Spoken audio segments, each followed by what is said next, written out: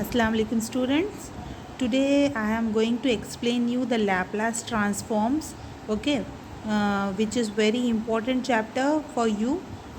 So we will start from the basic of the Laplace transforms, that is definitions, formulas, and then problems. Okay, so one by one I'm going to explain you the whole chapter to you. That is from we'll start from the definition.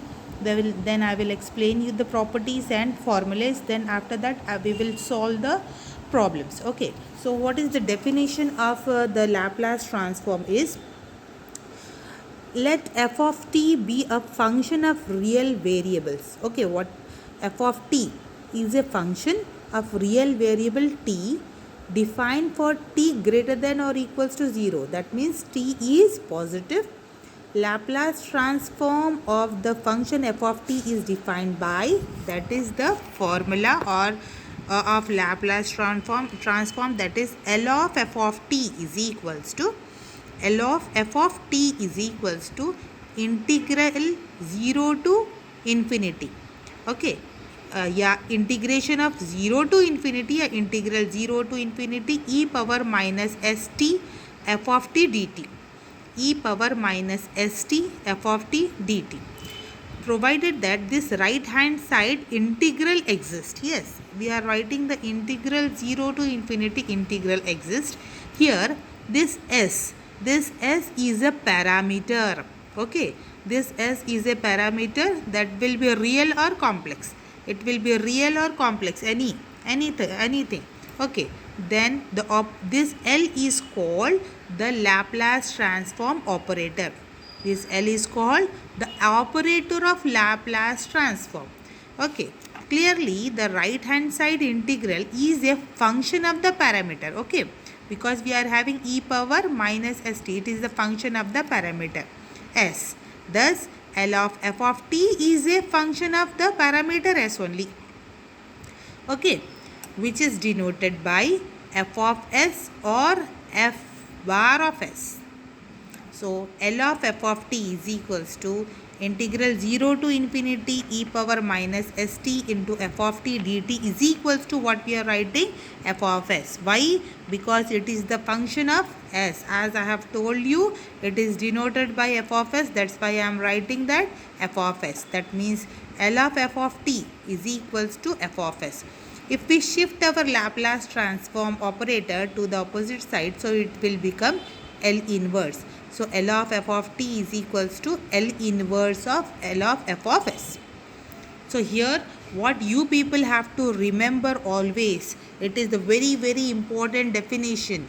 L of f of t is equals to, L of f of t is equals to 0 to infinity e power minus s t into f of t dt, e power minus st f of t dt. Now I am going to explain you properties of Laplace transform.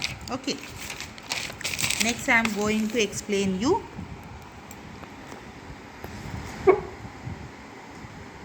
properties of Laplace transform. Okay, so there are three properties. One by one I am going to explain you. So what you have to do, you have to clearly neatly copy all these things in your notes. Okay, first property is linearity property. First property is linearity property. So the statement of this is, if f of t and g of t are two functions whose Laplace transforms exist. Okay, these are our two functions whose Laplace transform exist, and if a and b are any two constants, then we are having the properties L of a of f of t plus b of g of t is equals to a is constant, L of f of t plus b into L of g of t. We have to prove this property, that is L into a of f of t plus b into g of f of t is equals to a L of f of t plus b L of g of t. Our proof starts from here. Okay, from the definition of Laplace transform, what is we are having? L f of t is equals to 0 to infinity e power minus st f of t dt. This is the definition for the Laplace transform we get from the we got. Okay, so we are having the term L a of f of t plus b g of f of t. So I am writing here L a of f of t plus b g of f of t. That will write it as 0 to infinity e power minus st. Now in the place of f of t, as we are having f of t here, we have substituted here.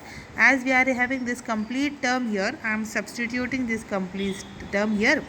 A of f of t plus b g of f of t dt. Okay, so now after that we will solve. That is equals to 0 to infinity e power minus st into a f of t. Okay, I am multiplying this to this and this term to this term, plus e power minus st b into g of t. Okay, now it becomes dt. I am separating the integral to both the terms. So it is, I am writing here. Okay, so it becomes 0 to infinity e power minus st a f of t dt plus 0 to infinity e power minus st b g of t dt. That equals to, this is the constant term. I am keeping it out. Okay, whenever we got any constant while solving the integration, we will keep out of the integral sign the constant term. Okay, then after that we will solve the rest of the variable which are there in our integral part. So e power minus st f of t dt plus b is here constant, so I am keeping